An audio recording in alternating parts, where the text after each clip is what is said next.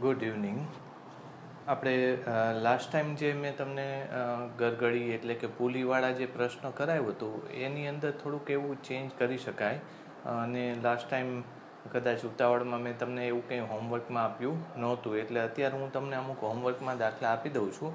Last time જે પુલીનો પ્રશ્ન હતો, ગરગડીનો પ્રશ્ન હતો, એ કંઈક આવો હતો. ગરગડી અહીંયા હતી, પછી અહીંયા કંઈક દળ આપેલું હતું, અહીંયા દળ આપેલું હતું, અહીંયા કંઈક ખૂણો આપેલો હતો, અહીંયા પણ કંઈક ખૂણો હતો. બધાના દળ આપી દીધા હતા અને આપણે તણાવ બળો લેવાના હતા, T1 અને T2 એવું લેવાનું હતું. બરાબર? તો એ તમે એકવાર રિપીટ કરી લેજો કે લાસ્ટ આપણે મારા ખ્યાલથી 729 નો જે આપણે એપિસોડ હતો એની અંદર મેં આવા પ્રશ્ન કરાવ્યા હતા. બરાબર? પણ હવે હું તમને જે આપું એ થોડા હોમવર્ક માટે લખી લેજો. આમાં પ્રશ્નો એટલા બધા બની શકે એવું છે કે તમામ શક્યતાઓ અત્યારે લેવાની આપણે જરૂર નથી, એ તમે ગણી શકો એમ છો. છતાંય હું તમને અમુક હોમવર્કમાં આપું. જેમ કે આ રીતે એક ઢાળ છે, ધારી લો કે આ ખૂણો 45 છે, અહીંયા ગરગડી છે, ગરગડીની ત્રિજ્યા છે 0.5 મીટર કરી નાખો. આપણે જે લીધું હતું એ જ. ગરગડીનું દળ છે 0.5 કિલોગ્રામ. પછી અહીંયા એક દળ લગાવેલું છે, એ દળ છે ધારો કે 10 કિલોગ્રામ. બરાબર? અને અહીંયા જે દળ છે એ સમજો કે 5 કિલોગ્રામ છે. આ તણાવ બળ T1 છે, આ તણાવ બળ T2 છે. બરાબર? તો આની અંદર લગભગ બધી વસ્તુ મેં લખી નાખી છે. તો આમાં તણાવ બળ T1 અને T1 and T2 શોધવાનું છે. બરાબર? આગળ જે રીત લીધી એ જ રીત ઉપરથી અહીંયા પણ તણાવ બળ આવશે. હા, એક આમાં જો લખવું હોય તો જડત્વની ચાક માત્રા લખી નાખો. જડત્વની ચાક માત્રા 0.5 કિલોગ્રામ મીટર સ્ક્વેર છે. બરાબર? એટલે તમારે એમની કદાચ જરૂર નહીં પડે, ગરગડીના દળની જરૂર નહીં પડે, એ કાઢી નાખજો. બરાબર? જડત્વની ચાક માત્રા સીધું જ લઈ લેજો. ગરગડીની જડત્વની ચાક માત્રા આટલી છે. એક આ લઈ લો. પછી એક બીજો આવો પ્રશ્ન થઈ શકે કે અહીંયા દળ 1 કિલો છે. બરાબર? અહીંયા દળ 2 કિલો છે, અહીંયા 0.5 કિલો છે, એવું ગણી નાખો. અને અહીંયા પાછું I બરાબર 0.5 લઈ લો, R બરાબર પણ 0.5 લઈ લો. બરાબર? એવું કંઈક લઈ લો. અને આમાં તમે જો ઘર્ષણ રાખો તોય વાંધો નથી, એટલે આ બાજુ ઘર્ષણાંક છે μ બરાબર 0.1. બરાબર? આમાં તણાવ બળ લેજો, જે શું આવે છે T1 અને T2. બરાબર? આ રીતે તણાવ બળ લેવાનું થાય. બરાબર? તો આ બીજો પ્રશ્ન, આ પણ તમે હોમવર્કમાં ગણી નાખજો. આવું આવું તમે એક બહુ સરળતાથી આગળ કરેલું જ હશે કે અહીંયા ધારી લો કે 2 કિલો છે, અહીંયા 1 કિલો દળનો પદાર્થ છે, T1 છે, આ T2 છે. અહીંયા I એટલું જ રાખો, I 0.5 રાખો. R જે છે એ પણ 0.5 મીટર રાખો. બરાબર? 0.5 મીટર. I જે છે એ 0.5 કિલોગ્રામ મીટર સ્ક્વેર આવું રાખો. બરાબર? અને આમાં પણ તણાવ બળ અહીંયા પણ T1 અને T2 શું થાય એ લખવાનું છે. અહીંયા પણ શું થાય, T1 અને T2 શું થાય એ બે લખવાનું છે. બરાબર? તો આ ચોથો પ્રશ્ન થયો. બરાબર? એક એનાથી થોડોક વધારે ડિફિકલ્ટ પ્રશ્ન લઈ લઈએ કે આવી રીતનું છે.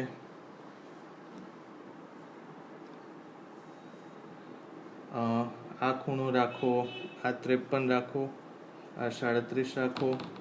આ પહેલી ગરગડી છે, આ બીજી ગરગડી છે. અહીંયા તમે દળ રાખી દો. આપણે કેટલું રાખ્યું હતું પહેલાં? કદાચ 5 રાખી દો, 5 kg. 5 kg રાખી દો. અહીંયા દળ રાખો 2 કિલોગ્રામ. દોરી આમ છે એટલે અહીંયા તણાવ બળ T1 થશે, અહીંયા તણાવ બળ T2 થશે, અહીંયા તણાવ બળ T3 થશે. પછી આ લખો I1 0.5, I2 પણ 0.5 લખી લો.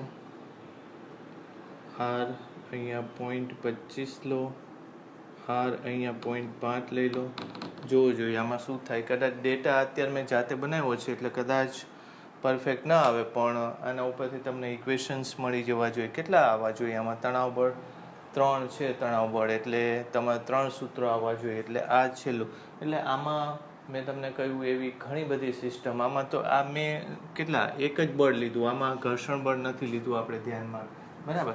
આમાં રાખી દો ને ઘર્ષણ બળ એટલે થોડીક પ્રેક્ટિસ થશે, બરાબર. અહીંયા ઘર્ષણ બળ કેટલું લેશો? 0.1નું લેશો.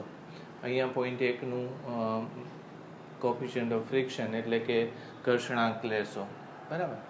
અહીંયા રોલિંગ ફ્રિક્શન રાખવું હોય તો રાખી શકાય, જવા દો, અહીંયા નથી લેવું. અહીંયા લઈ લઈએ આપણે મ્યુ બરાબર 0.2 અને અહીંયા મ્યુ બરાબર 0.15 રાખો, 1 રાખો, 0.1 રાખો, ચલો 0.1 રાખો. તો આવી રીતે ઘર્ષણાંકો પણ લઈ શકાય. પછી આને તમે આખાને ચાક ગતિ પણ આપી શકો, એટલે વળી એક બળ બીજું કયું લાગે આ બાજુ. આખી આ સિસ્ટમ જે છે એને આમ ચાક ગતિ આપી દો એટલે એક બળ બીજું લાગે mv²/r. એટલે તમે વિચારજો, આમાં શક્યતાઓ અપાર છે. સ્પ્રિંગ પણ આમાં જોડી શકે, બરાબર. ધારો કે આવી રીતે ન કરે અને તમે અહીંયા ધારી લો કે તમને આપેલી છે એક સ્પ્રિંગ આપેલી છે આ દિશામાં, બરાબર, ખેંચાય છે, અને સ્પ્રિંગનું એક્સટેન્શન તમને આપી દે કે સ્પ્રિંગનું કોન્ટ્રેક્શન એટલે સ્પ્રિંગ કેટલી દબાણી છે? 0.5 જેટલી ધારો કે સ્પ્રિંગ દબાણી છે એવું કહેશે. તો એક નીચેનું જે બળ આવશે એના સિવાયનું એક ઉપરનું સ્પ્રિંગનું બળ આવશે કે x જેટલું, એનો બળ અચળાંક આપી દેશે, બરાબર. એટલે મેં તમને કીધું ને એ રીતે આ જે દાખલા લીધા, કદાચ આપણે આ દાખલા લેવા માટે 10-15 મિનિટ થઈ હશે. છેલ્લો દાખલો 10 મિનિટનો હશે. આ દાખલા ગણો તો તમે 10 ના 4 ગણો એટલે 40-30 મિનિટમાં આ દાખલા ગણી નાખો.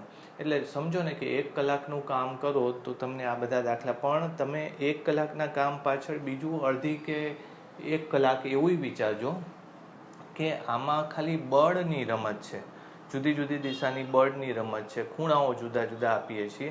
તો બળ તો કેટલી રીતના થઈ શકે? એક તો ઘર્ષણ બળ થઈ શકે, સ્પ્રિંગ જોઈડી હોય, કાં તો તમે પરિભ્રમણ કરાવો એટલે એને કેન્દ્રગામી બળ થાય, કેન્દ્ર ત્યાગી બળ થાય, બરાબર. ગુરુત્વાકર્ષણનો ઉપયોગ કરી શકો. આને તમે પાણીની અંદર મૂકી દો, બરાબર. આને તમે ધારી લો કે એક ભાગને પાણીની અંદર મૂકી દો તો એક બીજું બળ કયું આવશે? ઉત્પ્લાવક બળ, બોયન્ટ ફોર્સ આવશે. તો એ પણ તમે કરી શકો. એમાં એનું કદ ને એવું આપી શકે, બરાબર. એટલે આમાં શક્યતા મેં કીધી એટલી ખૂબ જ. કાં તો આને તમે એકને આવી રીતે દોલન કરાવી દો, બરાબર. દોલનનો કંપ વિસ્તાર આપી દીધો હોય તો અહીંયા તમે નીચેની તરફ એક બીજું બળ લાગે, કયું છે? કેન્દ્ર ત્યાગી બળ mv²/r જેટલું. એટલે મેં તમને કીધું એમ આ દાખલા ખાલી ગણવા માટે નહીં ગણતા, પણ તમામ શક્યતાઓ વિચારજો કે આમાં શું શું થઈ શકે, બળ ક્યાં ક્યાંથી લગાડી શકો અને કેવા કેવા સૂત્રો આમાં એપ્લાય થઈ શકે, બરાબર. એટલે આમાં જો મેં દરેકે દરેક ટોપિક જે લીધા છે, દરેકે દરેક ટોપિકમાં એક ખાસિયત છે કે કોન્સેપ્ટ બધા આવી જાય છે એમાં, બરાબર. પણ આપણે તમામ દાખલા ગણી ન શકાય. મેં તમને પહેલાં જ કીધું કે કેટલાય લેક્ચર હું આ રોટેશનલ મોશનમાં જ તમે જોશો તો આપણે ઓનલાઈન લેક્ચર ચાલુ કર્યા, એ બધા જ ઓનલાઈન લેક્ચર ખાલી ચાક ગતિ એટલે કે સર્ક્યુલર મોશન અને રોટેશનલ મોશનના જ છે. હજી તો આપણે આમાંથી બહુ બહાર નીકળ્યા જ નથી. એટલે તમે વિચારી શકો કે આની અંદર શક્યતાઓ ખૂબ જ વધારે છે, પૂછાય ઘણું શકે, બરાબર. એટલે ખાલી આ ચેપ્ટર આપણે પસંદ કર્યું કે ઘણું બધું આમાં પૂછાઈ શકે એવું છે. એટલે તમામ ભાગ જે મેં લીધા છે તમામ ભાગમાં તમે ધ્યાન રાખજો કે બને એટલું વધારે વિચારો કે આમાં શું શું ચેન્જ થઈ શકે. કોન્સેપ્ટ્સ મેં બધા લઈ લીધા છે. એટલે આ દાખલા પણ વારંવાર આવતા હોય છે. તમે આ દાખલાને ટ્રાન્સલેશનલ મોશન એટલે કે ન્યૂટનના ગતિના નિયમની અંદર પણ સરખાવી શકો. એમાં આપણે આનું કંઈ ટોર્ક કે એવું ધ્યાનમાં લીધું નહોતું, ધ્યાન રાખજો. ત્યારે તમે જોશો ને તો ટોર્ક કેવું, કારણ કે ત્યારે ગરગડીનું દળ આપણે શું લેતા હતા? 0, માસલેસ પુલી લેતા હતા. એટલે આ બે બળો જ સરખાવી દેતા હતા. પણ હવે ગરગડીનું દળ છે, દળ હોય તો કયું આવશે? જડત્વની ચાક માત્રા આવશે, અને જડત્વની ચાક માત્રા આવશે તો દાખલા આમ થશે. એટલે સમજો તમે કે ન્યૂટનના ગતિના નિયમમાં આવા ગરગડીના પ્રશ્નો કરેલા છે, પણ ત્યારે જે ગરગડી છે અને દોરીઓ છે એ માસલેસ અથવા તો દળ રહિત દોરી અને ગરગડી હતી. એટલે ત્યારે ગરગડીના ટોર્કની કોઈ વાત થતી નહોતી. એટલે દાખલાઓ બહુ સરળતાથી ગણી લેતા હતા અને એમાં ટ્રાન્સલેશનલ મોશન એટલે કે રેખીય ગતિ જ આપણે ધ્યાનમાં લેતા હતા. મારા ખ્યાલથી તમને ક્લિયર આઈડિયા આવી ગયો કે અત્યારે આ દાખલા અને ઓલા દાખલામાં શું ફેર છે, આ દાખલામાં બળો કેવી રીતે આવી શકો. તમારે નોંધ કરવી હોય તો કરી લેજો. હજી એકવાર કહું છું કે આમાં બળો જ્યાં અલગ અલગ રીતે એડ કરી શકે. મેં તમને કીધું કે આને આખાને ફેરવી શકે, પાણી મૂકી શકે, સ્પ્રિંગ જોડી શકે, બરાબર. તો એવા પ્રશ્નો છે, તમે એકવાર વિચારજો.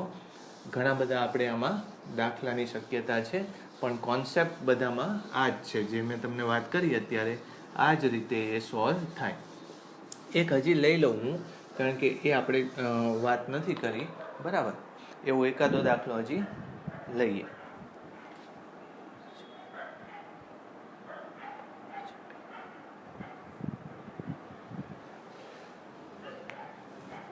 આવી રીતની આપણે એક સિસ્ટમ લો. ધારી લો કે આપણે ઘરમાં જે કિચનની અંદર વેલણ હોય, બરાબર, આ ટાઈપના વેલણ જો હોય તો એના જેવી સિસ્ટમ છે એવું વિચારો તમે.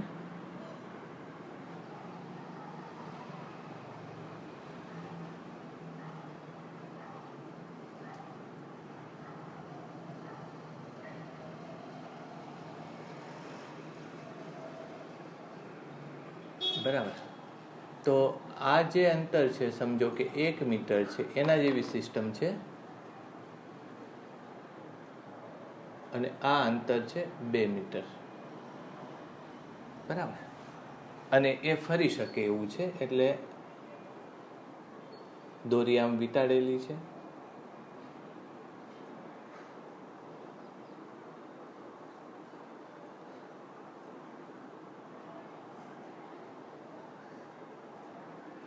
એક દળ અહીંયા અને એક ઊંધી દિશામાં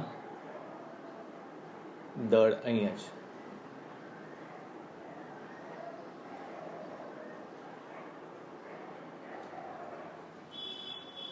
બરાબર.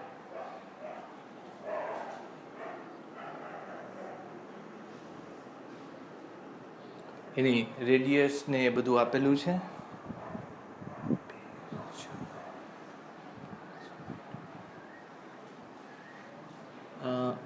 આને આપણે 4 કિલોગ્રામ લઈ લો.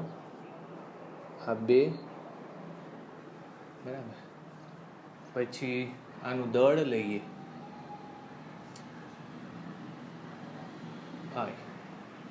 બરાબર. એ જોઈ લઈએ આપણે.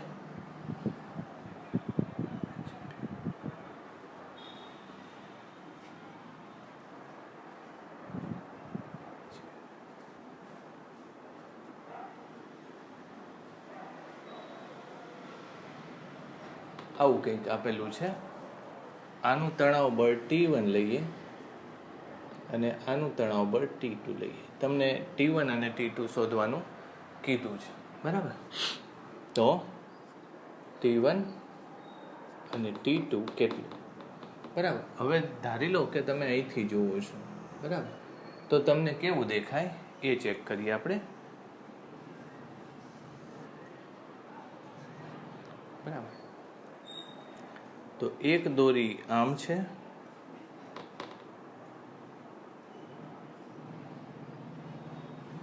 અને બીજી દોરી આમ છે, બરાબર.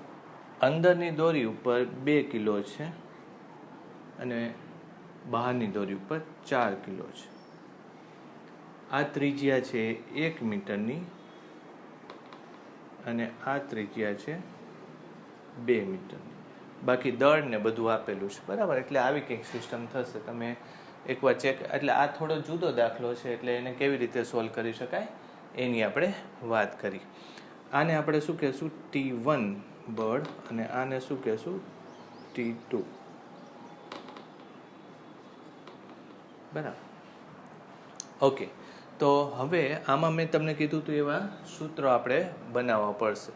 કયા કયા સૂત્રો થશે, તો કે તણાવ બળ અને એને પરિભ્રમણવાળા સૂત્રો આપણે લીધા હતા, બરાબર.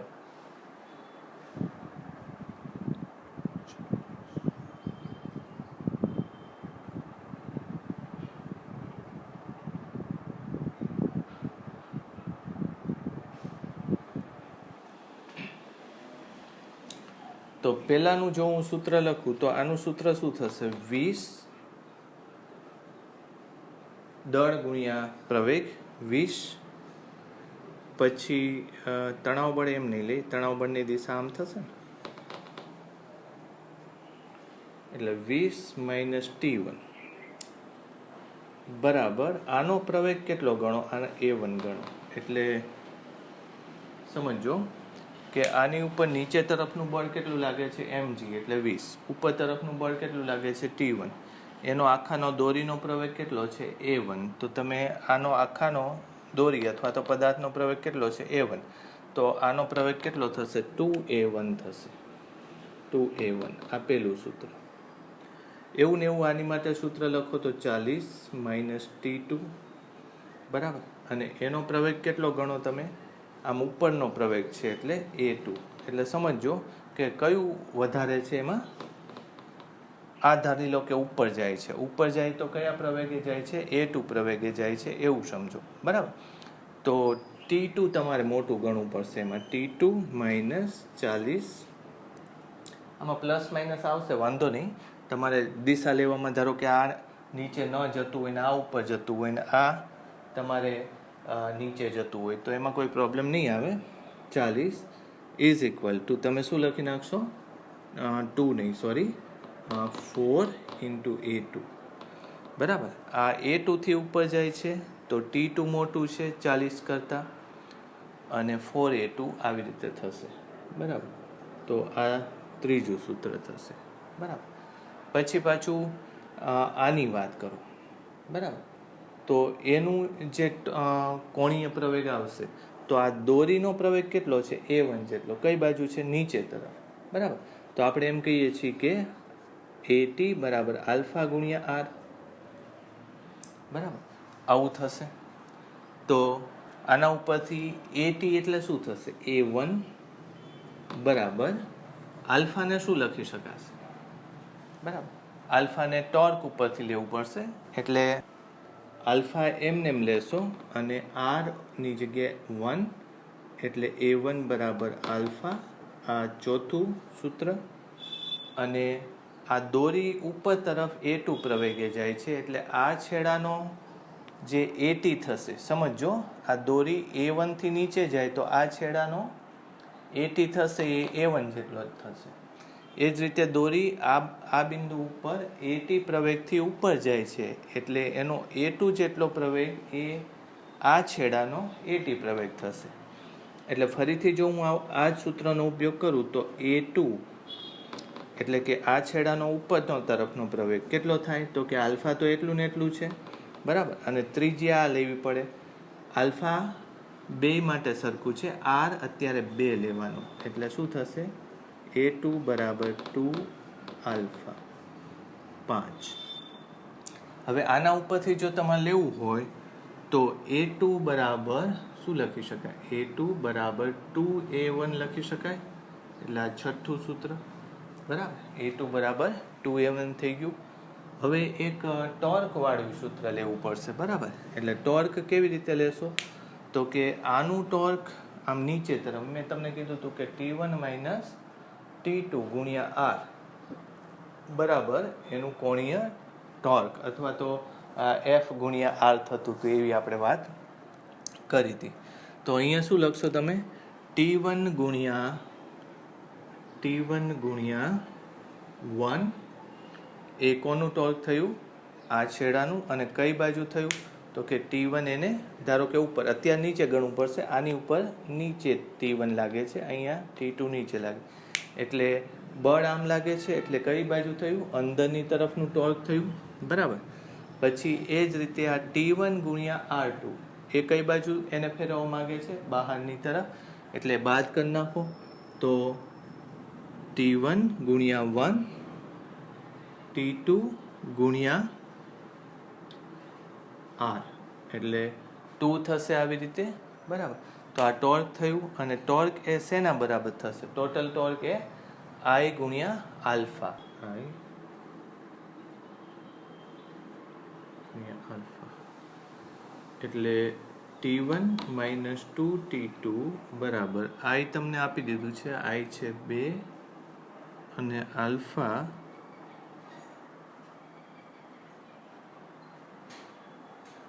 આલ્ફા એમ નામ લખી લો ને, આલ્ફા આમ લખો, બરાબર. હવે આલ્ફાની કિંમત મૂકી દો. આલ્ફાની કિંમત કેટલી થશે? 2 ગુણ્યા a1 થશે, એટલે t1 માઇનસ 2t2, એટલે આ 7મું થશે, બરાબર. હવે આપણે ચેક કરીએ કે કયા કયાનો શેનો યુઝ કરી શકશું, બરાબર.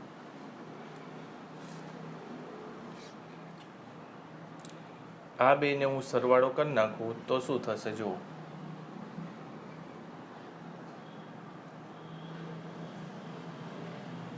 અથવા t1 ની કિંમત મૂકી દો ને આમાં, બરાબર. t1 ની કિંમત કેટલી આવશે? 20 માઇનસ 2a1, 20 માઇનસ 2a1, આ t1 ની કિંમત થઈ, બરાબર. હવે t2 ની કિંમત મૂકી દો 2, પછી 4a2 પ્લસ 40, એટલે 4a2 પ્લસ 40, 2a1 આવું થશે. t2 ની કિંમત 4a2 પ્લસ 40. હવે a2 ની કિંમત પાછી મૂકી દઈએ 2a1, એટલે બધું હું સાથે લખું તો 20 માઇનસ 2a1 માઇનસ અહીંયા a2 ની કિંમત 2a1 મૂકીશ, એટલે 8 દુ 16a1, પછી minus 80 is equal two 2a1, આવું કંઈક થવું જોઈએ, બરાબર. તો આ કેટલા થશે? માઇનસ 18, એ પેલી બાજુ જશે, એટલે 20a1 is equal to minus 60, બરાબર. આવું થયું. 20a1 is equal to minus 60, તો a1 is equal to minus 3 metre પ્રતિ સેકન્ડ સ્ક્વેર. એટલે મેં તમને કીધું હતું કે તમે આને નીચે જતું વિચાર્યું, પણ હકીકતમાં એ નીચે નથી જતું, એ કઈ બાજુ જાય છે? ઉપર તરફ જાય છે, આ નીચે તરફ જશે. એટલે તમે કદાચ દિશા લેવામાં ભૂલ કરો તો એમાં કંઈ વાંધો નહીં આવે. તમે આને નીચે જતું વિચારી લીધું, પહેલાં 20 માઇનસ t1 કર્યું અને આમાં t2 માઇનસ 40 કર્યું, એટલે તમે આને ઉપર જતું વિચારો છો, આને નીચે જતું વિચારો છો, પણ જવાબ a1માં કેવું આવે છે? -3 મીટર પ્રતિ સેકન્ડ સ્ક્વેર. એનો મતલબ એમ કે એ ઉપર જાય છે. એટલે આ પહેલો જવાબ તમને મળી ગયો -3 વાળો a1. પછી a2 લેશો તો a2 બરાબર 2a1, એટલે 2 ઇન્ટુ -3, બરાબર. એટલે કેટલું થશે? -3 નહીં, તો એ તો ઉપર આવશે ને. એકને પ્લસ લઈએ તો બીજાનું માઇનસ, એટલે માઇનસ માઇનસ આ પ્લસ, એટલે 6 મીટર પ્રતિ સેકન્ડ સ્ક્વેર. એની દિશા ઊંધી આવશે, બરાબર. એટલે એ બંનેમાં જોજો તમે, ખાલી આમાં મેં મૂલ્યોની સરખામણી કરેલી છે અને અહીંયા તમે a1ની દિશા નીચે લીધી, a2ની દિશા ઉપર લીધી છે અને એમાં મૂલ્યો લીધા છે. એટલે a1 જો નીચે આવે માઇનસ, તો a2 ઉપર તરફ 6 મીટર પ્રતિ સેકન્ડ સ્ક્વેર ની ઝડપથી આવશે. એટલે આ a2 થયું. હવે તમારે શું કરવાનું છે? તો કે t1 t2 લેવાનું છે, બરાબર. તો આ 20 માઇનસ t1 બરાબર 2a1. a1 એટલે કેટલું? 3, બરાબર. એટલે -3 ગુણ્યા 2 એટલે કેટલું આવશે? 6 આવશે, બરાબર. સોરી, -6 આવશે, બરાબર. તો t1 ઇઝ ઇક્વલ ટુ 20 વત્તા 6 એટલે કેટલું આવવાનું? 26 ન્યૂટન. એટલે આ t1 આવ્યું. અને એ જ રીતે જો t2 લેશો તો t2 બરાબર આ રીતે થશે. પેલું 40 વત્તા 4 ઇન્ટુ a2. a2 એટલે કેટલું? 6, બરાબર. એટલે કેટલું થશે? તો કે 6, 40 વત્તા 24 એટલે 64 ન્યૂટન આવવું જોઈએ. એટલે આ t2 આવ્યું, બરાબર. એટલે આવી રીતની ગણતરીઓ થશે. તમે એકવાર આ ચેક કરી લેજો. આપણે ગઈ વખતે જે ગણતરીઓ કરેલી હતી, બરાબર એના જેવી જ ગણતરીઓ આમાં છે. વેલણ માટે આવી કેલ્ક્યુલેશન થાય. કદાચ આ ગણતરીઓમાં મિસ્ટેક પણ હોય, પણ તમે મેથડ આખી એની સમજી લેજો કેવી રીતે આ કરવાનું છે, બરાબર. લખી નાખો એકવાર, ચાલો.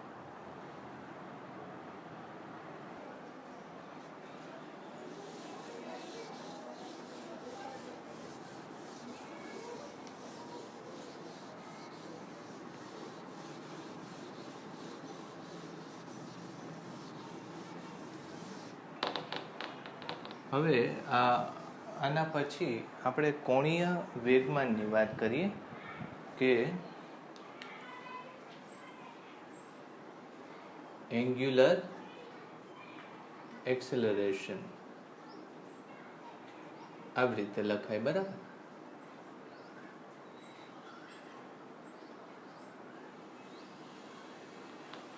કોણીય વેગમાન એ રેખીય વેગમાન જેવી જ રીતે ડિસ્કશન કરી શકાય, બરાબર. હકીકતમાં રેખીય વેગમાન અને કોણીય વેગમાનના કોન્સેપ્ટ એકબીજા ઉપરથી જ આવેલા છે.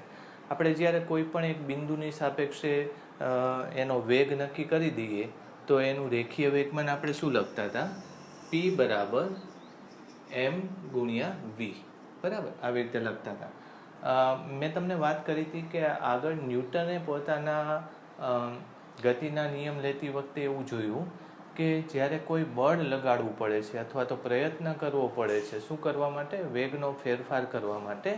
તો એ પ્રયત્નનો આધાર વેગમાં કેટલો ફેરફાર કરવો છે એની ઉપર આધાર રાખતો હતો અને એ પદાર્થના દળ ઉપર આધાર રાખતો હતો, બરાબર. એટલે જે પ્રયત્ન એટલે એને પછી શું નામ આપ્યું? બળ. બળનો આધાર કોની ઉપર હતો? વેગમાં કેટલો ફેરફાર કરવો હતો એની ઉપર આધાર રાખતો હતો અને દળ ઉપર આધાર રાખતો હતો. આના ઉપરથી ન્યૂટને પોતાનો બીજો નિયમ બનાવ્યો. એટલે ત્યારે એને આ સૂત્ર લીધું કે આમ લેવું પડે હકીકતમાં m ગુણ્યા ડેલ્ટા v. એટલે એક એવી રાશિ આવતી હતી કે m ગુણ્યા v2 માઇનસ m ગુણ્યા v1. આ રાશિનો ફેરફાર એ બળ નિર્ધારિત કરે છે, બરાબર. એટલે આના આધારે આ રાશિને એને શું નામ આપ્યું? વેગમાન અથવા તો મોમેન્ટમ. મોમેન્ટમની વ્યવહારમાં આપણે કોઈ સાધન નથી હોતું કે એને ગણતરી કરી શકીએ, પણ મોમેન્ટમ એ એવી રાશિ છે કે જે દળ અને વેગના ગુણાકારથી બને છે. એટલે આપણે વેગમાનનો ફેરફાર ને બળ અને સાથે સરખાવી શકાય. એના સમય દરને આપણે એક્ઝેક્ટ બળ તરીકે લઈ લઈએ છીએ. એટલે વેગમાન શું કામ? હજી આને જો આપણે આગળ લખીએ તો હજી એક બીજી વસ્તુ પણ આધારિત હતી, કઈ? કે સમયગાળો અથવા તો 1/Δt. એટલે જો હું આને લખું તો vf બરાબર અહીંયા જો લખીએ તો m ગુણ્યા ડેલ્ટા v ભાગ્યા ડેલ્ટા t, બરાબર. પછી મેં તમને કીધું કે આ આખાને શું કરી નાખ્યું? વેગમાનનો ફેરફાર. આને શું લખી શકાય? ડેલ્ટા p લખી શકાય. એટલે બળ ચલે છે ડેલ્ટા p ના છેદમાં ડેલ્ટા t, આવું લખાય.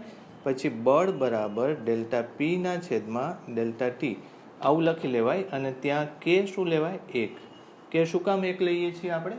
કે જ્યારે જે રાશિને તમે માપી ન શકો, બરાબર, પરંતુ ગણતરી કરી શકો, તો આવા સૂત્રમાં જો હું કે લખું, સમજો, તો એક તો p મેળવવાનું છે કારણ કે p માપી નથી શકાતું, એટલે બળ અને ડેલ્ટા t ઉપરથી p મેળવવાનું છે.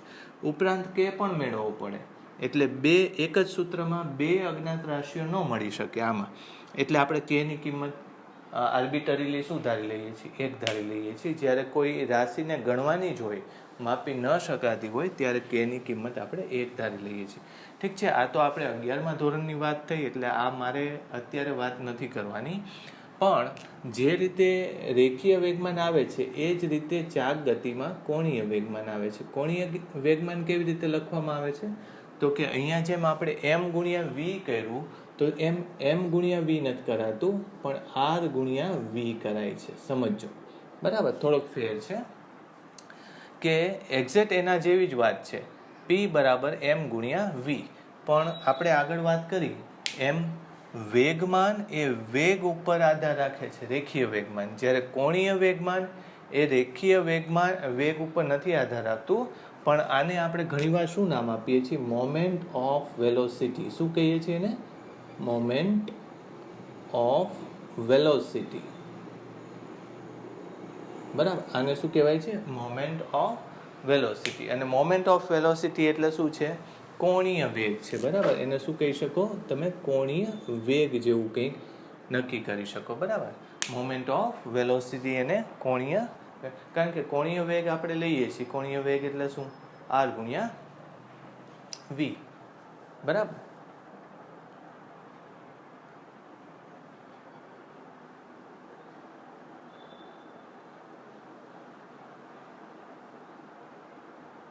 આર ઓમેગા થશે. સોરી, આ નહીં આવે, મોમેન્ટ ઓફ વેલોસિટી કહેવાય એને, બરાબર.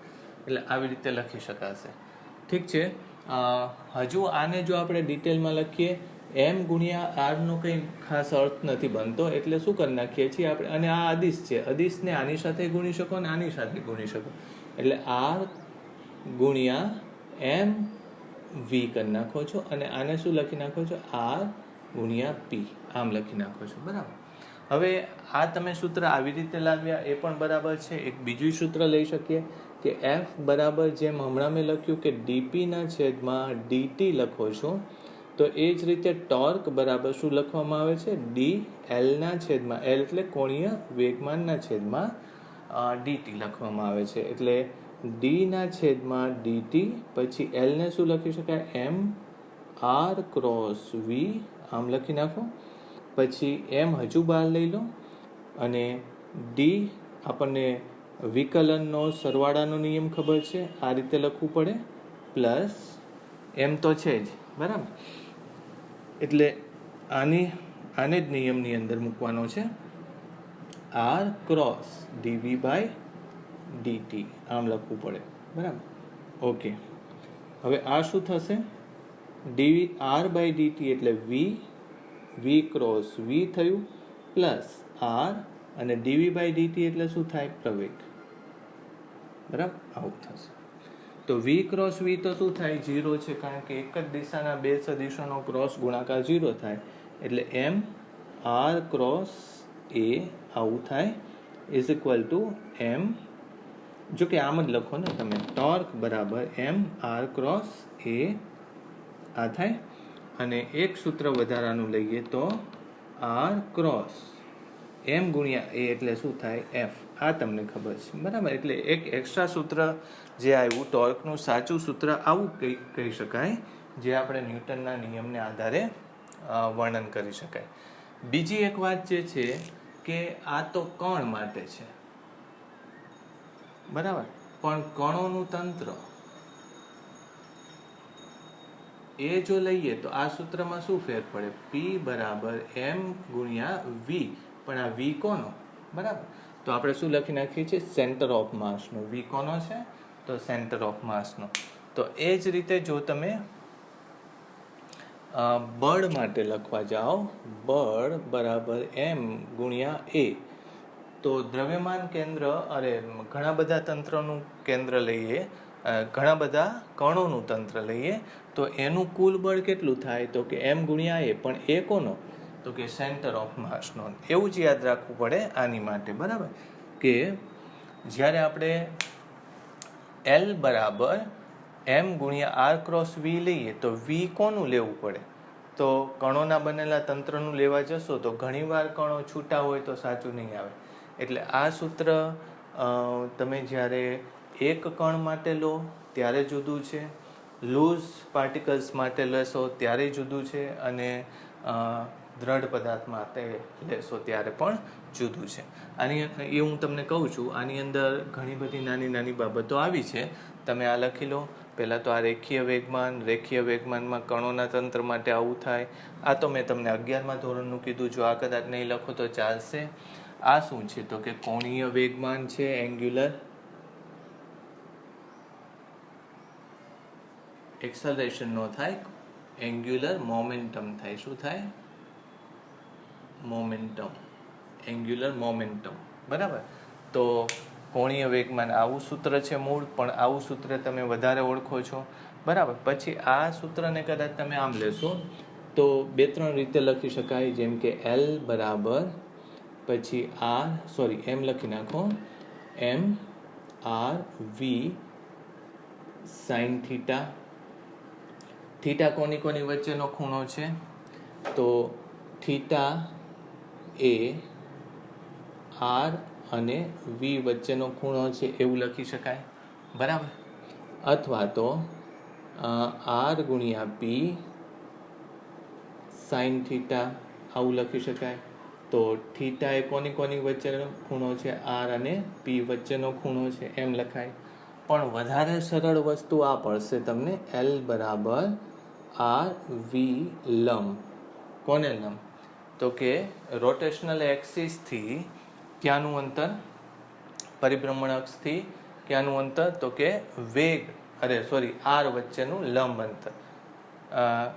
એટલે આવી રીતે છે, જુઓ વી આમ હોય, આ આમ હોય તો આ લંબ અંતરને આ લંબ કહેશો, બરાબર. અને જો તમે વી આમ લગાડો,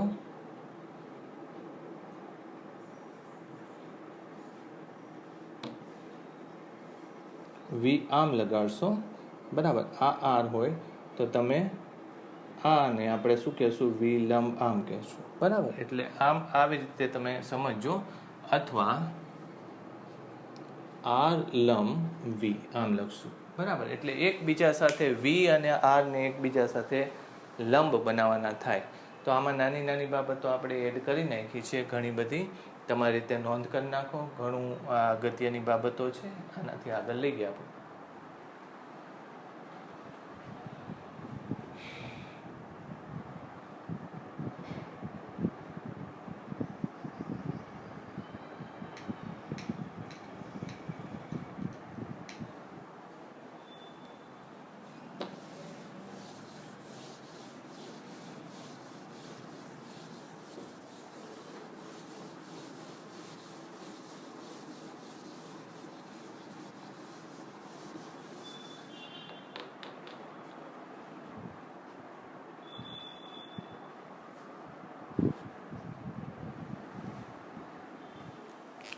ચાલો આપણે અહીંથી ધારી લો કે એ જેટલા અંતરે કોઈ પદાર્થ એમ દળવાળો છે, આ દિશામાં વી વેગથી ગતિ કરે છે.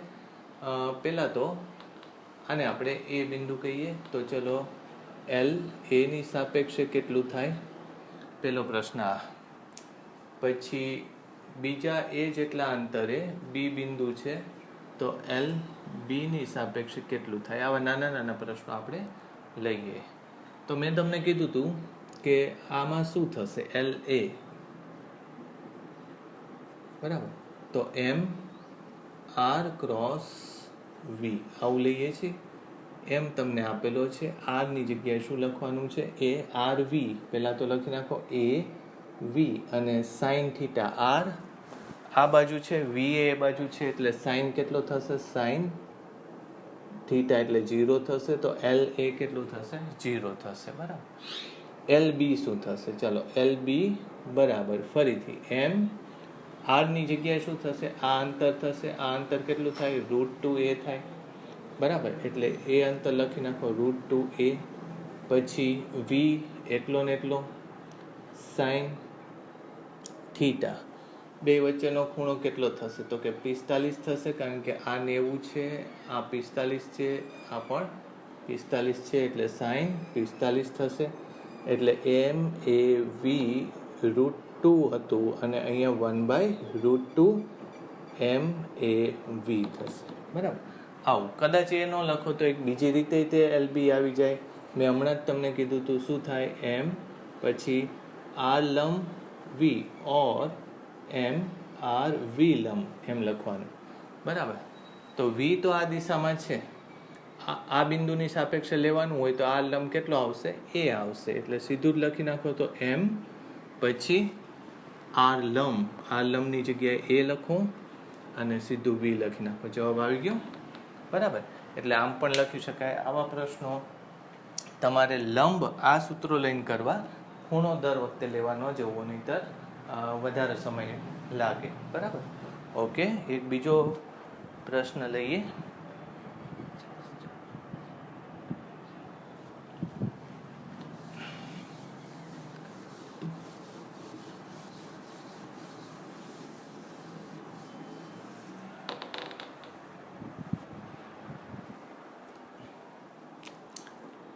અહીંથી કોઈ એક પદાર્થને ડ્રોપ કરીએ છીએ. 1 કિલોનો પદાર્થ છે, અંતર કેટલું છે, 50 મીટર જેટલું અંતર છે, બરાબર.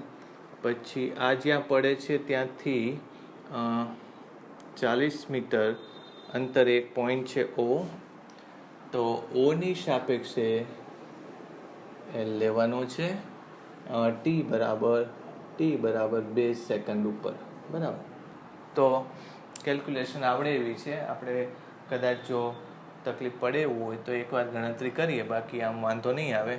બે વસ્તુ જોશે, એક તો પોઝિશન જોશે, બીજી સેકન્ડે કેટલો નીચે આવી ગયો હશે. તો d બરાબર v0t પ્લસ હાફ AT સ્ક્વેરનો યુઝ કરશું. v0t 0 થશે, આ થશે 10 અને 2 સેકન્ડ 4, એટલે આ ટોટલ થશે 20 મીટર. એટલે 20 મીટર નીચે આવી ગયો હશે. એટલે નીચેનું અંતર કેટલું થશે? 30 મીટર થશે, બરાબર, કારણ કે આખું અંતર કેટલું છે? 50 છે, બરાબર. એટલે પદાર્થ અહીંયા છે અત્યારે. ઓકે, તો બાકીનું અંતર તમને મળી ગયું 30. તો તમને આ અંતર મળી ગયું કેટલું? આ અંતર થશે 50 મીટર, બરાબર. સીધું એ લેવાનું. તો વેગ કઈ બાજુ છે? તો કે નીચેની તરફ, અને દિશા લેવાની છે અહીંયા. દિશા શું? બરાબર. તો વેગ નીચે તરફ છે. તો પેલા LO બરાબર m કેટલું છે? mr v sin theta.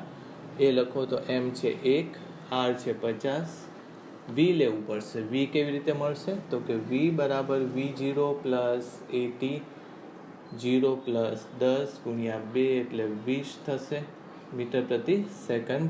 એટલે 20 મીટર પ્રતિ સેકન્ડ ગુણ્યા સાઇન થીટા. તો સાઇન કોની વચ્ચેનો ખૂણો? તો કે r અને આ ખૂણો લેવાનો છે, બરાબર. તો ચલો, આ 30 છે, આ 40 છે, એટલે આ કેટલો થાય? 53 થાય, બરાબર. તો આ કેટલો થાય? 180 માઇનસ 53, એટલે સાઇન 180 માઇનસ 53 થશે. સમજાયું? આ 53 છે, તો આ ખૂણો કેટલો થાય? 180 માઇનસ 53. તો ઇઝ ઇક્વલ ટુ 100. પછી આ સાઇન 53 જ આવે. સાઇન 53 એટલે કેટલો થાય? તો કે 4/5 થશે.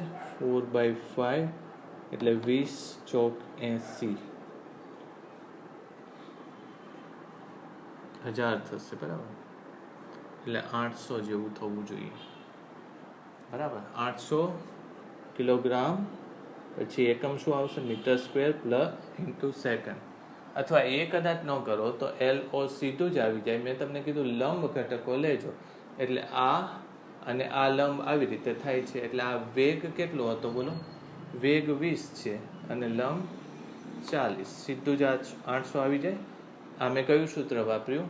તો કે v અને આ લંબ વાળું સૂત્ર વાપર્યું, બરાબર. એટલે આ v આમ છે, એને આ લંબ આમ, એટલે આ 40. એટલે સીધું જ 800 આવી જાય kilogram metre square by second. તો આવી રીતે ગણતરી કરી શકાય, બરાબર. તો એક આ ક્વેશ્ચન પણ નોટ ડાઉન કરી નાખો તમે, બરાબર.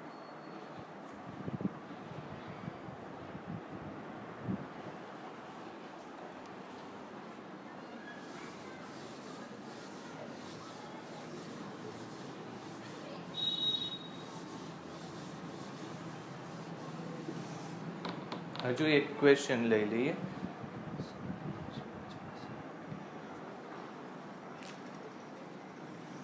ધારો કે કોઈ પદાર્થને અહીંથી ફેંકીએ છીએ 37 ડિગ્રીના ખૂણે 50 મીટર પ્રતિ સેકન્ડના વેગથી, અને તમને પૂછે છે કે આ બિંદુની સાપેક્ષે LO કેટલું થાય જ્યારે પદાર્થ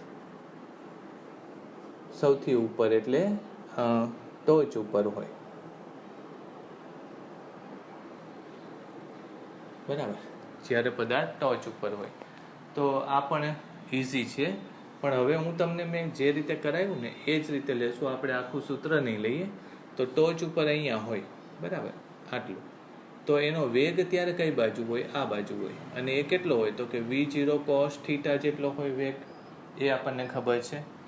અને ટોર્ક જો લેવું હશે, LO લેવું હશે, તો અત્યારે આપણે શું કરશું? આમ તો અંતર આ છે, આ r છે, એટલે શું થાય? mr ક્રોસ v આવું થશે, બરાબર. પણ એનું મૂલ્ય જો હું લઈશ તો m, પછી r આ નહીં લઉં, બરાબર. મળી શકે. તમે આ શું કરી શકો? r/2 લઈ શકો, આ h લઈ શકો, એના ઉપરથી r લેવું પડે, વળી પાછો આ ખૂણો શોધવો પડે, એ ખૂણો આમાં બે વચ્ચેનો ખૂણો લેવો પડે, પણ અત્યારે બહુ સહેલું છે. મેં તમને આગળ શીખવાડ્યું ને એનો યુઝ લેવા માટે આ મેં તમને અત્યારે કીધું. તો મારે આ નથી લેવું, આર અને વી વચ્ચેનું લંબ અંતર લેવું છે આ બિંદુની સાપેક્ષે. એટલે વીને આમ કરી નાખો, બરાબર, પછી આરને પણ તમે આમ કરી નાખો, એટલે આર અને વી જ્યાં લંબ બને આ બિંદુની સાપેક્ષે, બરાબર, આમ આમ આવી રીતે બનવું જોઈએ. તો એ શું થશે? એચ ગુણ્યા વી કોસ થીટા. ખબર પડી આમાં? એટલે વી આ તમે ન ગણો, તમે આ જ ગણો સીધું. વી અને આ બેનો ગુણાકાર કરવાનો. તો આ અંતર કેટલું છે? એચ જેટલું. એચ એટલે કેટલું પાછું જોવું જોઈએ? એમ, પછી વી લંબનો વર્ગ છેદમાં 2g. યાદ રાખજો, મહત્તમ ઊંચાઈ કેટલી હોય? તો વી લંબ અથવા તો વી વાય, ઉર્ધ્વ દિશાનો ઘટકનો વર્ગ ગુણ્યા 2g. પછી આ વી તો જે આપણે 50 આપ્યો છે એ જ છે, ઇન્ટુ કોસ થીટા. ચલો, એમ આપ્યું છે 1. વી વાય કેટલું થશે? વી વાય એટલે વી સાઇન થીટા થાય, બરાબર. એટલે વી સાઇન થીટા એટલે ફરીથી લખીએ તો વી એટલે 50 સાઇન 37. સાઇન 37 એટલે 3/5 આખાનો વર્ગ ભાગ્યા 2 × 10, પછી 50, પછી cos 37 એટલે 4/5 આવું થશે. એટલે આ 10 એટલે 30 એટલે ઉપર થશે 900 ભાગ્યા આ જવા દો 2, આ જવા દો 10, આ જવા દો 10, એટલે ટોટલ કેટલું થયું? 2, બરાબર ને? 20 ને 40, ઓકે. એટલે ઉપર થયું 2, આટલું વધ્યું ખાલી. એટલે 1800 કિલોગ્રામ મીટર સ્ક્વેર પ્રતિ સેકન્ડ. આવો કંઈક જવાબ આવવો જોઈએ. હવે આ દાખલો મેં તમને કીધું કે જો તમે મૂળ સૂત્રને આધારે ગણવા જાઓ તો બહુ અઘરો પડે, પણ મેં તમને સમજાવ્યું એ કયું? તો કે એલ બરાબર કાં તો આર લંબ એમ ગુણ્યા આર લંબ વી, અથવા તો એમ ગુણ્યા આર અને વી લંબ પ્રમાણે ગણશો તો સહેલો પડશે. હવે આ દાખલા આપણે લીધા, યાદ રાખજો, કોણીય વેગમાનના અને કોઈ બિંદુની સાપેક્ષે કોણીય વેગમાનની વાત કરી, બરાબર.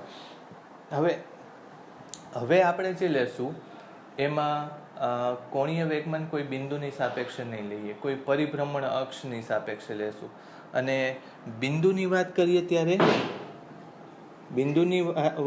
ત્યારે પદાર્થ પોતે ફરતો હોય છે આમ આજુબાજુમાં, બરાબર. પણ અક્ષની વાત કરીએ ત્યારે પદાર્થ પોતે અક્ષની આજુબાજુ ફરતો હોય છે, એટલે અક્ષ એની અંદરથી પસાર થતી હોય છે. તો હવે પછી આપણે અક્ષની વાત કરશું, એટલે કયો પદાર્થ આવશે? દ્રઢ પદાર્થ આવશે. અને દ્રઢ પદાર્થમાં પછી બે શક્યતા છે, પ્યોર રોટેશનલ મોશન અને રોટેશનલ પ્લસ ટ્રાન્સલેશનલ મોશન. એટલે એ થોડું વધારે કોમ્પ્લિકેટેડ. આ સમજજો, હું તમને આવતી વખતે બને ને તો લખાવીશ. હવે એકચ્યુઅલી મારે સ્કૂલ ચાલુ થઈ ગઈ છે અને તમારો વિડીયો રેકોર્ડ કરું છું એટલે ખૂબ ટાઈમ જાય છે. વિડીયો રેકોર્ડિંગ તો કદાચ 40 કે 50 મિનિટ કે કલાકનો હોય, પણ એની એડિટિંગ કરવા માટે, અપલોડ કરવા માટે એ લગભગ બીજા 3 કલાક જતા રહે છે. એટલે જ્યારે ફ્રી હતો ત્યારે તો રેગ્યુલર આપણે કરી શકતા હતા, બરાબર. પણ હવે મારે સ્કૂલ થોડી ચાલુ થઈ ગઈ છે એટલે થોડુંક ઇરેગ્યુલારિટી આવે છે. અત્યારે હું રાતે રેકોર્ડ કરું, વરસાદ લગભગ આવે જ છે, આવવાની તૈયારીમાં છે, એટલે થોડું કોઓપરેટ કરજો. થોડું હું જે હોમવર્ક આપું એ કરતા રહેજો, બરાબર. એટલે કદાચ વિડીયો 2 દિવસે 2 દિવસે હું અત્યારે રૂટીનમાં મૂક્યા કરું છું, 1 દિવસ નહીં ને 1 દિવસ, બરાબર. પણ કદાચ એકાદ દિવસ લેટ થાય તો પણ તમે તમારી રીતે થોડું વર્ક કરતા રહેજો. હું આવી ટ્રાય કરીશ કે સતત આપણે ચાલુ જ રાખીએ. મારે આજે ટોપિક એક ઇન્ક્લુડ કરવો તો રોટેશનલ મોશનનો, પણ હવે એ અત્યારે ઓલરેડીલી 1 કલાકનો તો રેકોર્ડ થઈ ગયો છે, એટલે તમને થોડુંક હેવી લાગશે. એટલે જે અક્ષની આજુબાજુ જે જડત્વની ચાક માત્રા છે, એંગ્યુલર મોમેન્ટમ છે, કોણીય વેગમાન છે, પછી કોણીય વેગમાન સંરક્ષણના નિયમના આધારે પ્રશ્નો છે. એટલે હવે મારા ખ્યાલથી 2 કલાકનું, 2 કલાક, 2.5 કે વધીને 3 કલાકનું કામ બાકી છે આ ચેપ્ટર પતવામાં, બરાબર. Thank you. આવતી વખતે ફરીથી લેશું.